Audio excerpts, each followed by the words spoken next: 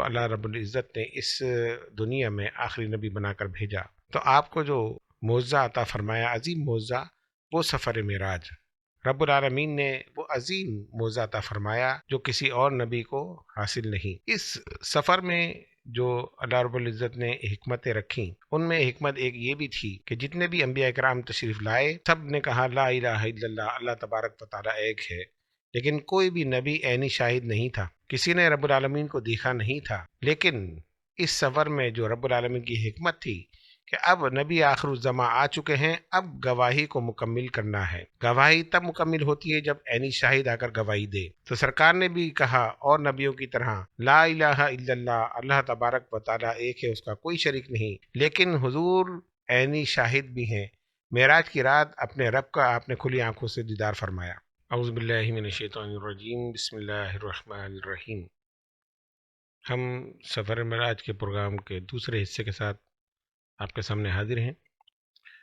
پچھلی گفتگو میں ہم نے سفر معراج کا ذکر کیا اور اس کے متعلق مختصر بیان کیا کہ قلیل عرصے میں سرکار دو عالم صلی اللہ علیہ وسلم نے رات کے ایک حصے میں یہ سفر کیا اور پھر واپس اپنے گھر تشریف لے آئے۔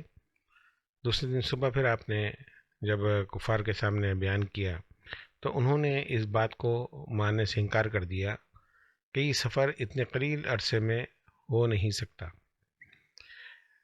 اللہ تبارک و تعالیٰ نے جتنے بھی انبیاء کرام کو معجزات عطا فرمائے، وہ معجزات ایسے تھے کہ اس زمانے میں جو چیز عروج پر تھی وہ معجزہ ان چیزوں پر حاوی تھا، یعنی ان کی طاقت، اور اللہ تبارک و تعالیٰ نے ان کی جو معجزہ عطا فرمایا وہ تمام چیزوں پر حاوی ہوا کرتا تھا۔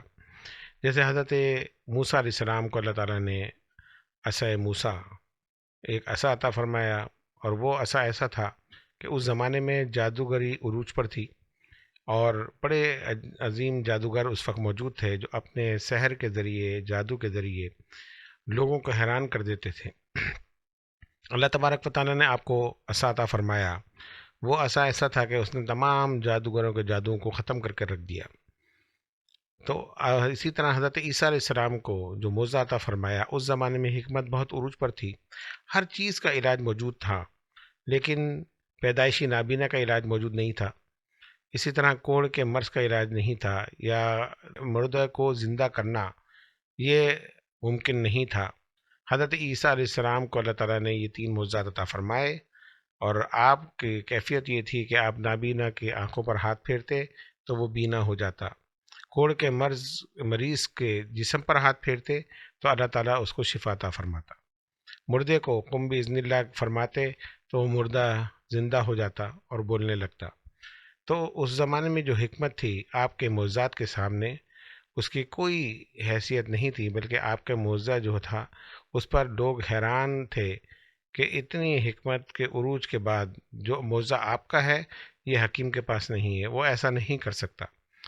تو اسی طرح جتنے بھی انبیاء اکرام کو رب العالمین نے معجزات عطا فرمائے تو ان کی طاقت کو ان کی امت پر ظاہر فرما دیا۔ اسی طرح جب سرکار دو عالم صلی اللہ علیہ وسلم کو اللہ رب العزت نے اس دنیا میں آخری نبی بنا کر بھیجا، تو آپ کے بعد کوئی نبی نہیں آئے گا، اس لیے آپ کے زمانہ ابھی بھی ہے اور قیامت تک آپ کا ہی زمانہ ہے۔ تو آپ کو جو معجزہ عطا فرمایا، عظیم معجزہ، وہ سفر معراج۔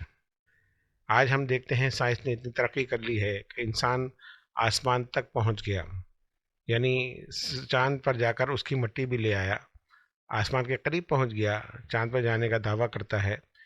اور سائنس کی ترقی کو ہم دیکھتے ہیں تو حیران ہو جاتے ہیں، اس کی ایجادات کو دیکھ کر حیران ہو جاتے ہیں۔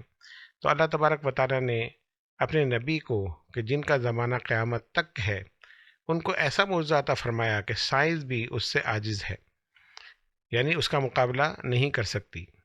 انسان چاند پہ جانے کا تو دعویٰ کر سکتا ہے، لیکن اللہ تبارک و تعالیٰ نے عظیم معجزہ معراج اپنے نبی کو عطا فرمایا کہ جہاں تک میرے نبی کے قدم پہنچے وہاں تمہاری سوچ بھی نہیں پہنچ سکتی۔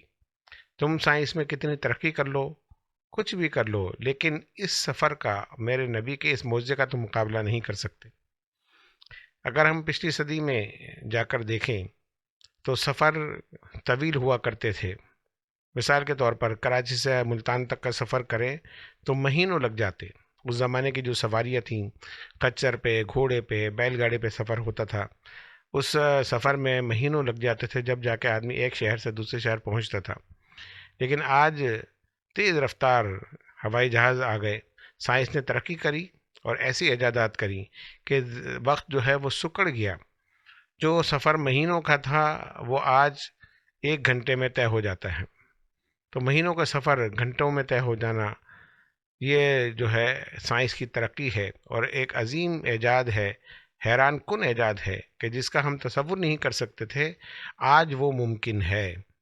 تو جو اس سفر معراج پر اعتراض کرتے ہیں کہ ایک رات میں یہ کیسے ممکن ہوا اور رات کے قلیل عرصے میں یہ کیسے ہو سکتا ہے، جب انسان کی بنائی ہوئی مادی چیز یعنی ہوائی جہاز، اس میں یہ طاقت اللہ تعالیٰ دے سکتا ہے کہ مہینوں کے سفر کو وہ گھنٹوں کے اندر طے کر لے، تو پھر اللہ کی بھیجی ہوئی سواری براق جب سرکار کے پاس آتی ہے اور سرکار اس پر سوار ہو جاتے ہیں، تو پھر یہ ممکن نہیں کہ اللہ تبارک و تعالیٰ اس میں یہ طاقت پیدا فرما دے کہ قلیل عرصے میں اتنا بڑا سفر حضور طے کر کے پھر اپنے گھر واپس بھی آ جائیں.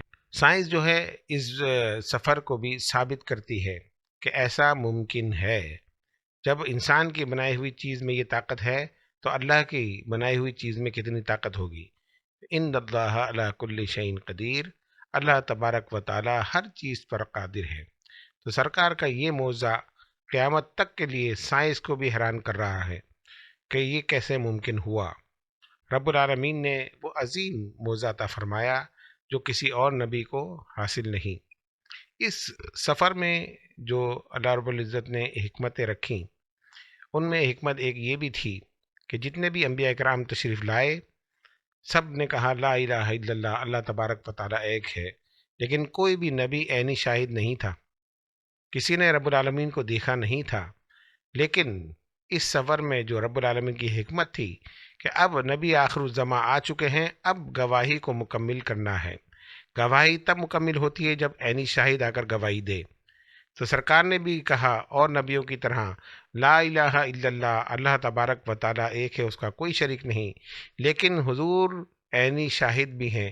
معراج کی رات اپنے رب کا آپ نے کھلی آنکھوں سے دیدار فرمایا، آپ عینی شاہد ہیں. اب گواہی مکمل ہو چکی، اب گواہی پوری ہو گئی.